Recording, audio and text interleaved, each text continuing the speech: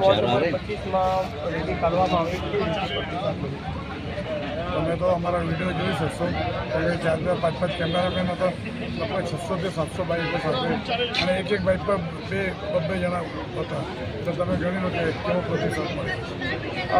રેલીમાં કેટલાક લોકો જોડાયા અને કેટલી સંખ્યામાં આ લોકોને રેલીને ભવ્ય આયોજન કરવામાં એમાં જોડાયા તો હું તમને વાત કરું, 600 થી 700 બાઇકો હતી. એક બાઇક પર 2-3 જણા બેઠા હતા અને એટલે તમે 1200 જેટલા લોકો હતા.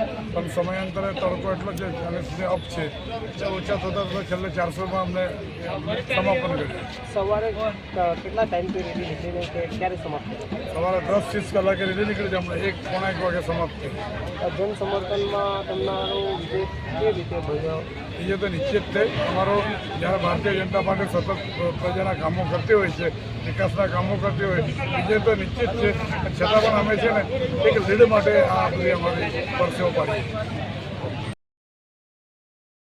ભારતીય જનતા પાર્ટીના જન સમર્થનમાં ખૂબ મોટી સંખ્યામાં કાર્યકર્તાઓએ, મિત્રોએ, ભગીનોએ, ભાઈઓએ ખૂબ સારો સાથ સહકાર આપ્યો છે અને જે પ્રમાણે 2021માં ખૂબ મોટી લીડથી અમને જીતાડવામાં આવ્યા હતા, એનાથી મોટી લીડ, એનાથી વધારે લીડથી આ વખતે અમારી પેનલ જીતશે એવી તમને ખાતરી આપું છું અને ભવ્યથી ભવ્ય એના કરતાં મોટી રેલી કરીને વિજય યાત્રા કાઢશું. અમારો વિજય નક્કી છે, પરંતુ અમને લીડની લડત આપવાની છે. અમને લીડ વધારે મળે એના માટે અમે લડી રહ્યા છીએ.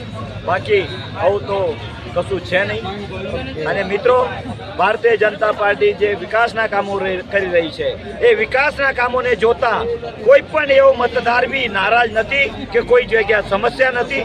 અને મિત્રો, તમને કહેવા માંગુ, ભારતીય જનતા પાર્ટીના મોદી સાહેબે જે વિકાસ કર્યો છે અને એના વિકાસની ગાથા જે પરંપાર ચાલે છે એ પ્રમાણે અમારા વિસ્તારની પણ, આ વાનની પણ ગાથા વાગશે અને પરંપરા ચાલશે અને ચારો ઉમેદવારો બહુ ભંગી લીડથી જીતશે એવું તમને ખાતરી આપું છું.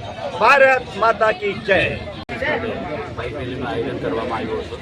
બાઇક રેલી લીગરી સર્કલ ખાતેથી શરૂઆત થઈ, પછી સંજયનગર લઈને માનવ કેન્દ્ર લઈને બધા અમે મદીના મસ્જિદથી લઈને બધી જગ્યા પર ફરી ગયા. એવા લોકોનો બહુ સારો સપોર્ટ હતો. લોકોને બહુ ઘણી જગ્યા પર અમારો સત્કાર કર્યો. એટલે આ બાઇક રેલીથી જ ફાઇનલ થઈ જાય છે કે બીજેપી સરકાર આવે જ છે, આવે જ છે અને આવે જ છે. બરાબર, અમે આ લડત માત્ર ને માત્ર લીડ માટે છે અને મેં તમામ જનતાને આ ચેનલોથી અપીલ કરું છું કે વહેલા ટકે મતદાન કરજો. બહુ તડકો છે તો વહેલાથી વહેલા મતદાન કરજો અને 4 ની 4 કમળના બટન દબાવીને પૂરી પેનલને વિજય કરો.